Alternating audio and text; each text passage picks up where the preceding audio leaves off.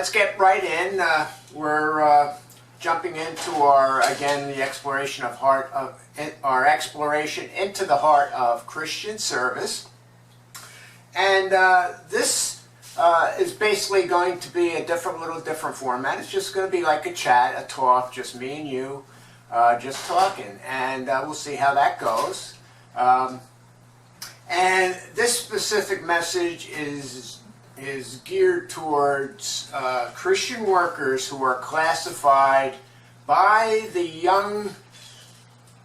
younger crowd as senior citizens.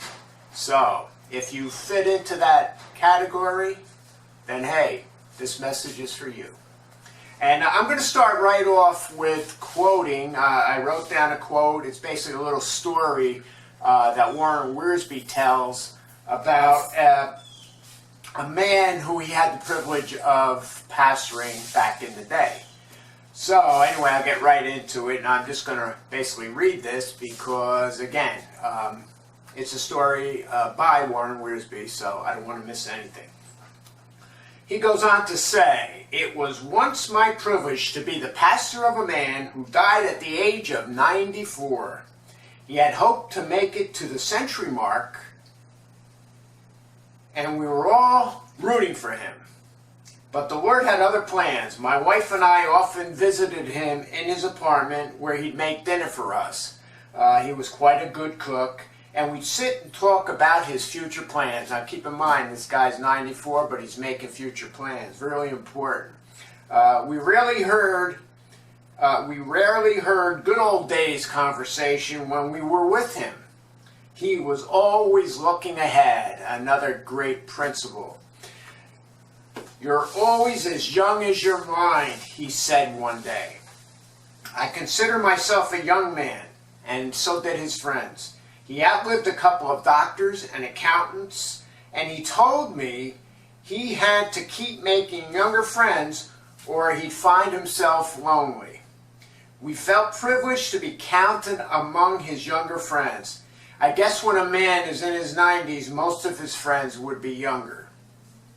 I asked him one day why he hadn't moved into a retirement home. He was offended. "What?" he almost shouted. "Move in with a bunch of old people who do nothing but play with trains and sit around and talk about their symptoms? Not on your life." I never brought up the subject again, although I think his description was prejudiced and highly exaggerated.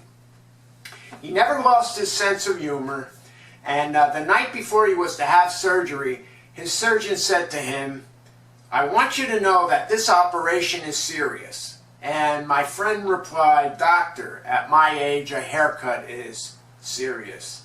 He made it through the surgery and enjoyed a few more years of getting old, but living young.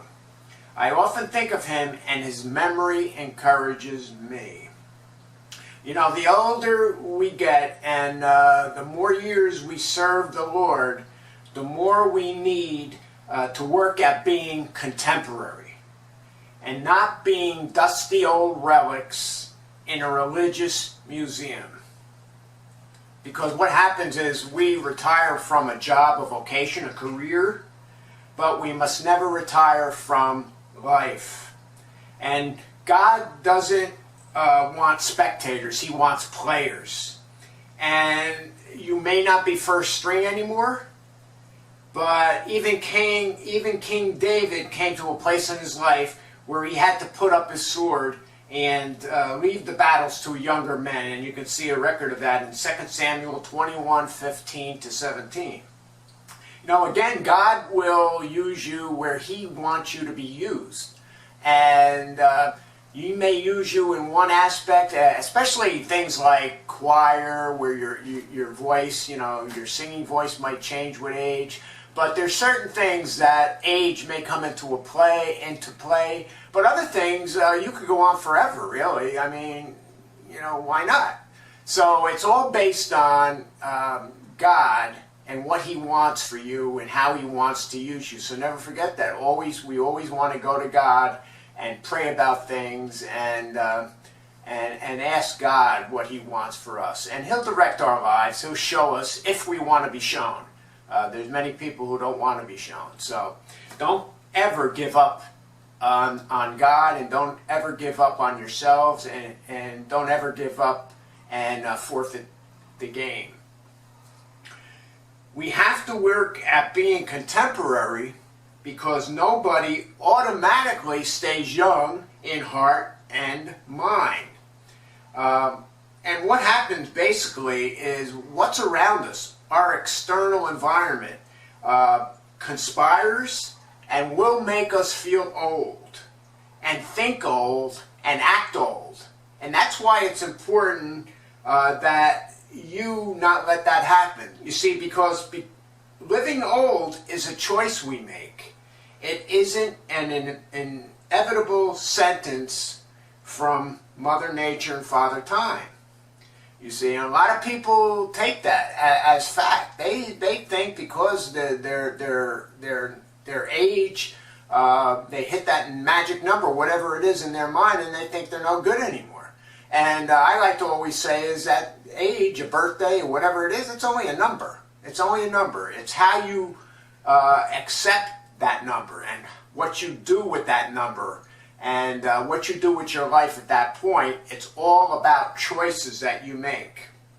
And Bernard Baruch said, "Old age is always 15 years older than I am." And that is a great outlook to have. Now, if you want to live in the past and criticize the present, and especially the young people, feel free to do so. But then you got to live with the consequences of that.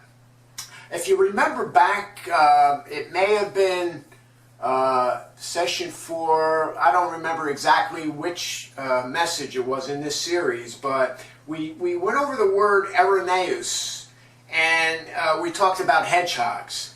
And this basically describes what will happen if you let yourself become old, because you become like that hedgehog, and nobody will risk getting too close to you. If you haven't seen that message, hopefully you did. Hopefully you've been right with us right along. But if you haven't seen that message, go back to it, because it is an important message. All of these are important, but take a look at that one, and you'll see. Because what happens is, if you're like that hedgehog, gradually you become isolated, critical, bitter, and desperate in your feeble attempt to bring back the past and resist the present. And when you resist the present, what happens? You destroy your future. And you don't ever want to have that happen. And I mean, you know them. You see the people. You see the old people who are just there, like just existing, because they don't feel important anymore. They don't have anything to keep them going. And that's because they let their minds, they let their external environment, they let what they hear and see out there rule their choices. And you can't let that happen. And I could be wrong on this, but I have a feeling that the younger generation doesn't ignore or oppose senior saints because we're older or because we don't agree on everything. But what happens is, when it comes to the younger leaders that God's raising up in the church and the new things that He's doing, the more contemporary things, we senior saints have a tendency to react instead of respond, to talk instead of listen, and to build walls and instead of bridges. And that's important. They're all important. And what's the motivation behind these reactions? What is the motivation? Ask yourself that. What is the motivation? Well, I think it's fear. Especially the fear that we older folks won't be needed anymore. And that is a critical perception that a lot of people have. I am not needed anymore. And it's something that you can't have, because that'll stop you right in your tracks. And Emerson wrote, "We do not count a man's years until he has nothing else to count." And that is a very, very sad commentary. A sad comment. But you know what? It's true. And no matter how old you are, you have to count for something. even if it's only that you have that you listen to the younger crowd, that you pray for them, and that you encourage them to live for God. Because don't ever forget, if you look in the book of Joel, God is going to pour out His Spirit on the sons and daughters. The new revival that we need right now, and it is happening right now in the mountains of West Virginia. Just Google it. You will see that the revival that's going on right now, and what is needed and what will happen during these last times is the younger crowd. The younger crowd is where the revival is going to come from, the kids. And don't forget that. And Satan, if you look at the world and the conditions, and you see the conditions of a lot of the kids, the youth, the distractions, the gadgets, the technology that's keeping them distracted from the Word of God, you take a look at all that. Take a look at the drugs that the pharmaceutical industry is putting forth to the kids, the drugs that they don't need.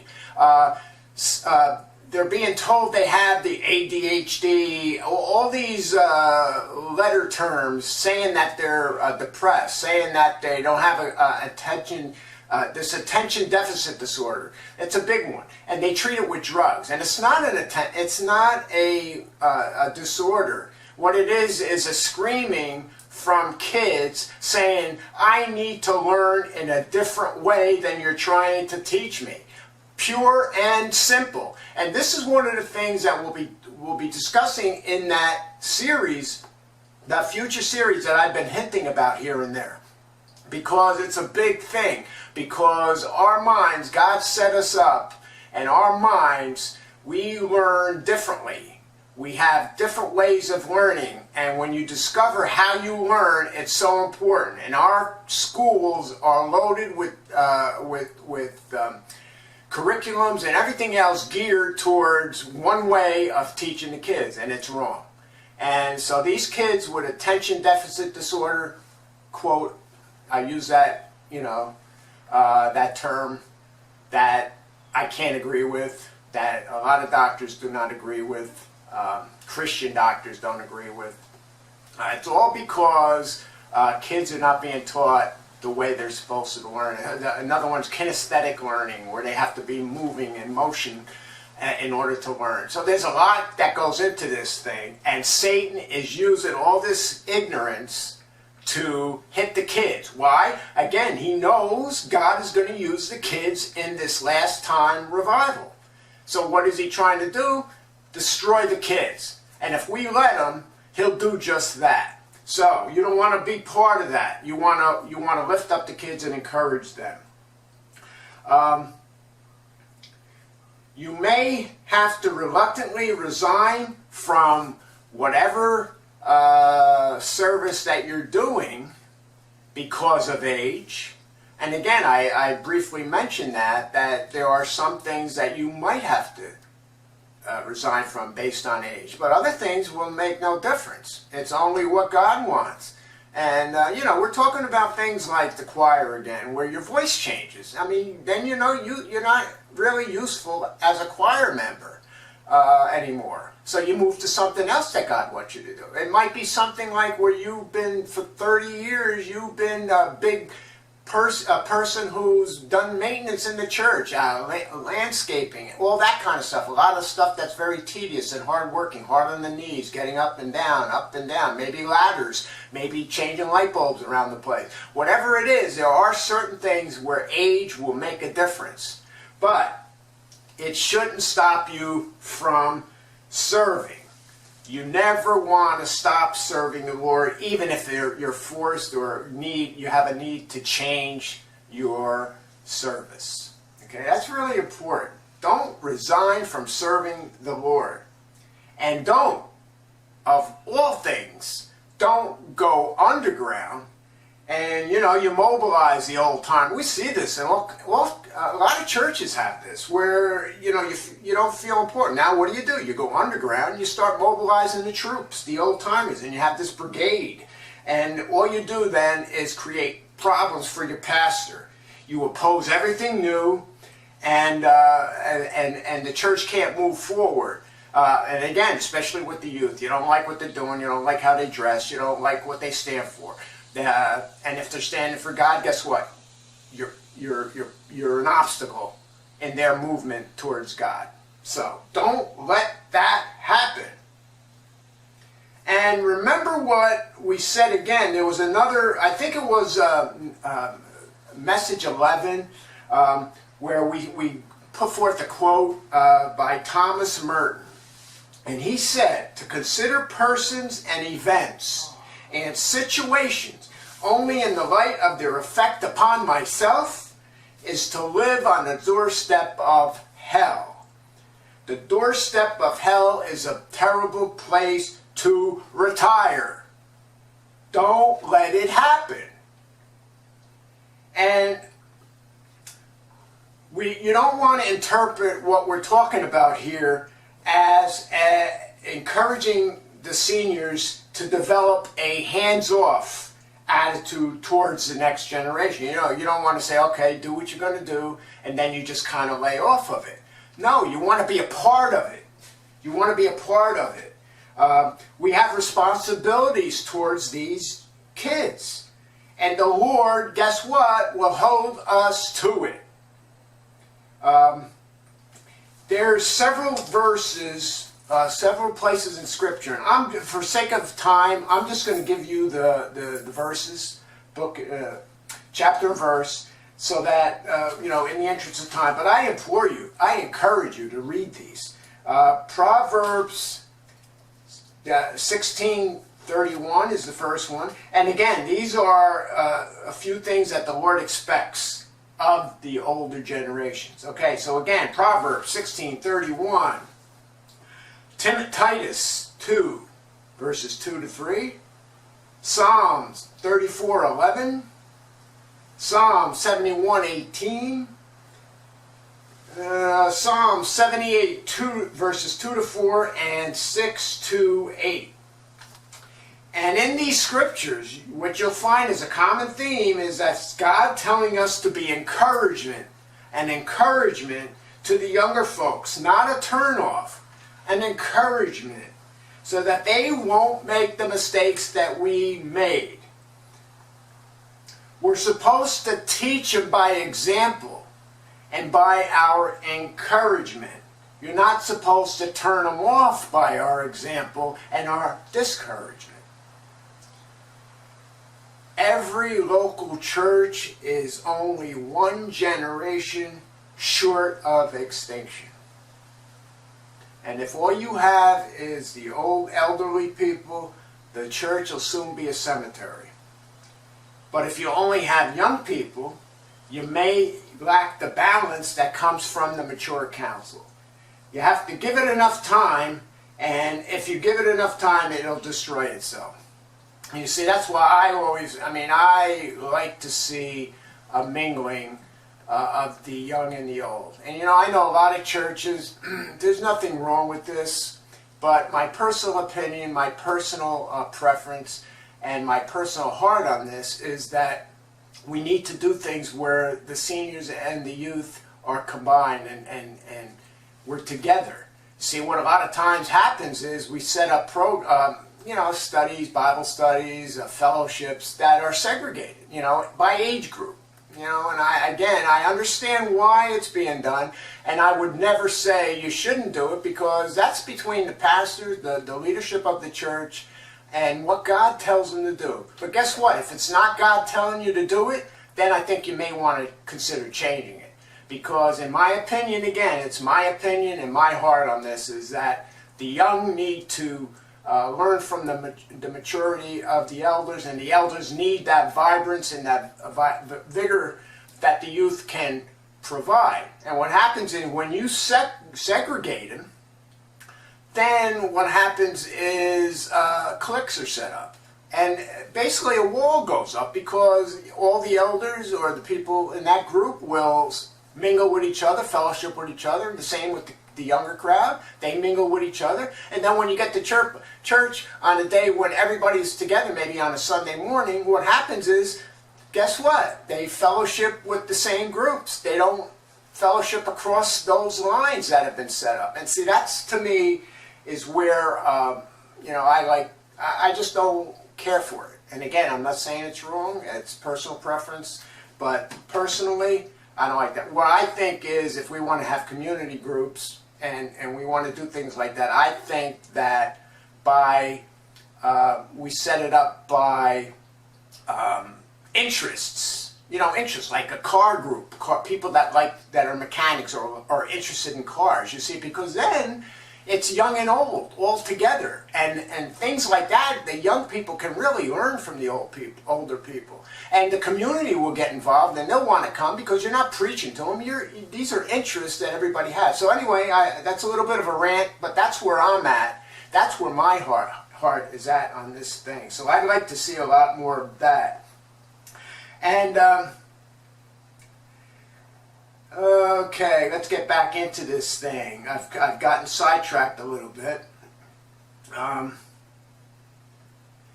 Okay, the words that these scriptures, when these words were written by David, Solomon, Asaph, and Paul, they weren't thinking only about formal instruction in the classroom. The Jews were accustomed to discussing God's truth in the informal situations of life, and we see that in Deuteronomy 6:6-9. And it's a good example for us to follow. The important thing here is that senior saints listen sympathetically to the younger generation so that they'll be willing to listen to us. And if a warning is needed, we might have to give it. But we don't want to walk around with a gun in our pockets and do nothing but look for targets. Okay? So we have to tread wisely and cautiously, and everything we do should be out of love. And if we do that, we'll be okay. See, it's our job again to prepare the next generation to step in and take over. If they fail when they take over, it's our fault because we didn't prepare them. And the things that you heard from me I'm going to quote 2 Timothy here, 2 Timothy 2:2. And the things that you have heard from me among many witnesses, commit these to faithful men who will be able to teach others also. You see, we have to teach what we know and what we've learned through experience and through our failures. And what we've learned we need to pass on. And here's another important point. Once you've handed the torch over to the next generation, you have to avoid these two things: hovering and meddling, and robbing those kids of the freedom to do what they need to do, because God will move in there. If God raises them up, God will speak to their hearts, and God will show them what needs to be done. So we don't need to be hovering and meddling, because God may be using them in a different way, most likely He will, than what we're accustomed to. The second blunder is doing an imitation of Pontius Pilate, washing our hands of everything. And then you abandon basically all your years of experience instead of investing them when they are needed. You see, again, do you want what you've learned to be passed on and lived on in others, or do you want it to go to the grave with you? Some people, too many people, want it to go to the grave. They don't want to pass it on, because then, you see, they're not as important. They'd rather see, sometimes there's people like this out there, and you know it, that will rather see people fail rather than impart their wisdom and what they know. Okay? Very important principle there. And you have to find the right posture, the in-between right posture. And guess what? The Lord will help us find it. And one of the joys we can have as being senior saints is to keep our eyes open and to look for new recruits for the kingdom. We can challenge them. We can train them. We can then encourage them to do the job. Making ourselves available when they need our help. Very important. We can't abandon it. So, as we get older, we can find great joy in seeing the way God is blessing some of the young men and women He helped us influence in past years. Especially teachers, you know, they can see their students in the classroom, and now they see their students, staff members, members of the church, or even simply as good friends. You see, the younger generation isn't just the future of the church, it's the future in the church right now. And we don't want to ignore that. And again, you look to the hills, the movement right now, there's a movement going on right now. Today is October 12th, 2016. Today, right now, this month, this year, there is a revival going on among young people in the hills of West Virginia. I forget the town that there's a major town out there, Derby, Durton, something like that. I forget exactly, but there's a major revival going on right now. So it's really important that we focus on the young people. And again, we don't want to ignore the young generation. Read the scriptures that I gave you earlier, and then you want to ask God to help you put them to work right where you are today. So anyway, until next time, Tony Mangone signing off. God bless.